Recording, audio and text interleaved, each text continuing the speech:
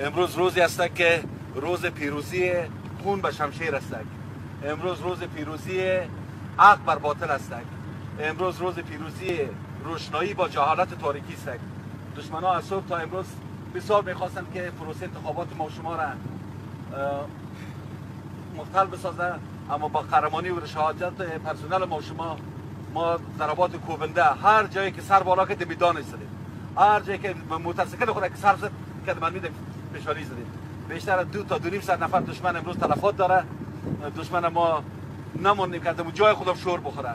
دیگه با ما در طول از 17 سال 18 سال ما به خاطر یک دموکراسی، به خاطر آوردن یک حکومت مردم سالاری شهید شدیم، زخمی دادیم، تلفات دادیم، هم ملکی ها هم نظامی ها. امروز روزی است که ما یک دفعه دیگه ثابت بسازیم به تمام دنیا، به تمام دشمنای کردل که هیچ وقت شما پیشروی ترقی و پیشروی پیشرفت افغانستان گرفتن نمیتونین.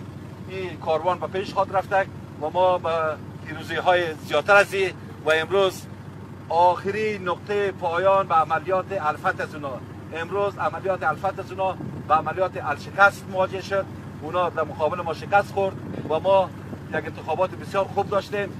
انشالله روان که پرسنل غیور کماندو، اولادای صدیق مردم افغانستان، قوت قلب مردم افغانستان، اینا در دفاع از تمامیت ارضی، از استقلال کشور و از مردم خود قرار داره و انشالله ما این پروسه را ختم خواهد کردیم و به دشمن نشان دادیم که اعمال شوم و اعمال کردلانهتان به هیچ عنوان قابل تحمل مردم افغانستان نیست و مردم افغانستان با هزار تعدیلی که تو داشته باشی همه رای میته و ای تو شیرمردایی هسته که کار نمیمانه که شور بخوری.